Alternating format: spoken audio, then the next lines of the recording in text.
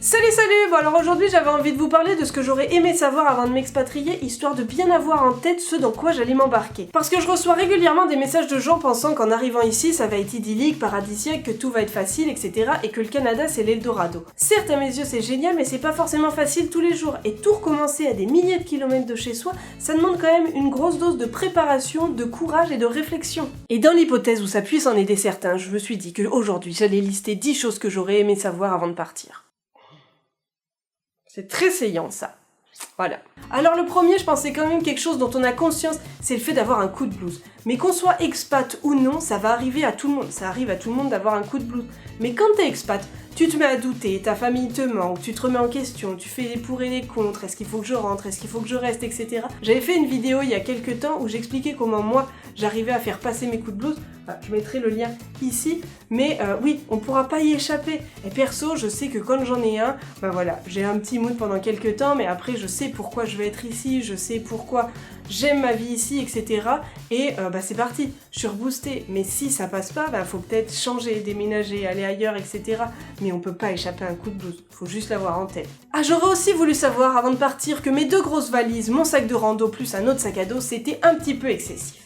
Je sais, j'en ai conscience, j'emmène toujours trop de trucs. Mais là, c'était vraiment trop excessif. Parce que quand je suis arrivée, l'euphorie faisant que j'ai voulu acheter d'autres vêtements, etc.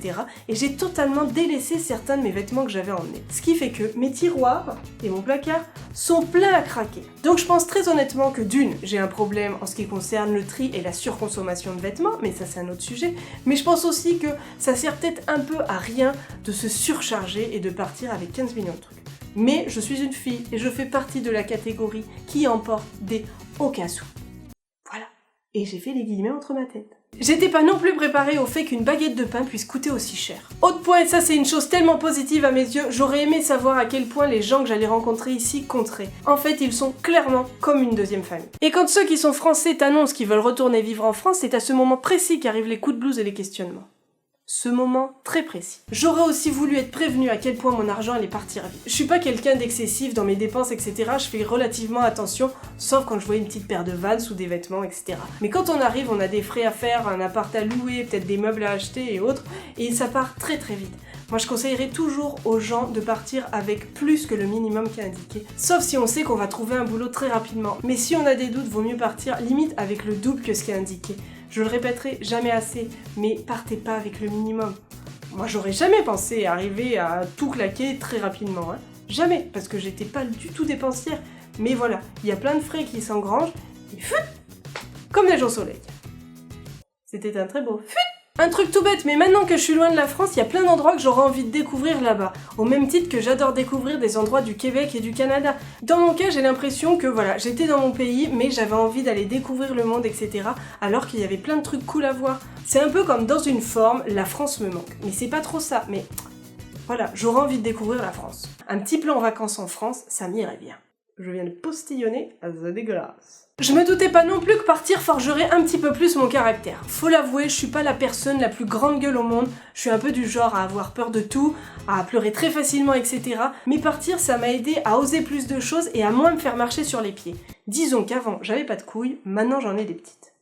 C'est un peu ça. D'ailleurs, en parlant de ce qui est de ma capacité à pleurer, j'avais jamais imaginé une seule seconde avant de partir que les aéroports deviendraient un endroit où je pleure quasiment tout le temps. Je vais chercher un ami qui vient me rendre visite, je vais me mettre à pleurer parce que je suis contente, je dois redéposer cette personne parce qu'elle rentre en France, je pleure aussi, je rentre en France, on m'accueille, je pleure, je reviens ici, je laisse tout le monde, je pleure. Voilà, à 90% du temps, je vais pleurer dans un aéroport. Mon tout premier départ, c'était dramatique à l'aéroport, mes sœurs hurlaient, ma belle-mère les emmenait plus loin pour arrêter d'hurler, elle pleurait elle aussi, mon père on se fait un câlin, on pleurait tous les deux, c'était horrible. En plus j'avais mes 2 valises, mon sac à dos de rando, mon autre sac à dos en avant. La scène lunaire, c'était n'importe quoi, et à côté j'avais ma meilleure amie qui me regardait et qui après m'a dit « Mais heureusement que j'ai laissé toute ma famille à la gare hier, j'aurais pas supporté. » Bah voilà, si vous êtes pas trop dans ce mood là, laissez tout le monde avant. Je préfère vous prévenir. Autre chose, pis ça perso, ça me convient très très bien, mais j'avais jamais pensé au fait que j'allais passer autant de temps avec un manteau d'hiver sur le dos. Je le dis pas fort parce qu'en général je me fais engueuler, mais moi j'ai qu'une hâte, c'est que l'hiver arrive. Oui. Et en dernier, j'aurais voulu savoir qu'il serait pas forcément facile de rentrer à n'importe quel moment en France. Je pense qu'on le dit tous à son entourage quand on s'expatrie, s'il y a un problème, je rentre, je viens vous voir. On aimerait pouvoir être là, etc. Moi, j'ai voulu être là pour des décès, j'ai pas pu. Au même titre que là, je sais que ma meilleure amie va se marier, j'adorerais y aller. Il n'y a pas un truc qui me ferait le plus plaisir, mais je sais que je pourrais pas, et ça m'emmerde à un point inimaginable. Ça me déprime, ça m'a un peu plombé le moral, mais voilà. Il y a des fois, il faut avoir conscience que on a fait le choix d'aller loin et on peut pas rentrer comme on veut. Des fois on va pouvoir le faire, mais des fois on ne pourra pas. Et je regrette énormément de pas pouvoir tenir ma promesse qui était que oui, je prends un billet, j'arrive. Non, on peut pas. Voilà, faut juste en avoir conscience. Bon voilà, c'était quelques trucs que j'aurais aimé perso savoir avant de partir, histoire d'être bien préparé mentalement.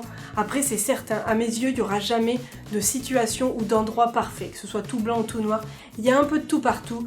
Moi, mon gris clair pour le moment, c'est ici, et puis j'aime ça en tabarnak. Vraiment. Hein. Sur ce, je vous dis à samedi prochain pour une nouvelle vidéo. En attendant, n'hésitez pas à mettre un petit pouce bleu si vous l'avez aimé. N'hésitez pas non plus à me dire dans les commentaires qu'est-ce que vous auriez aimé savoir avant de partir, histoire d'être un peu mieux préparé. Ça pourra aussi en aider certains. Vous pouvez aussi partager cette vidéo, me retrouver sur mes différents réseaux sociaux, et bien évidemment, vous pouvez vous abonner. Allez, bisous bisous. Je m'en remettrai jamais de louper son mariage.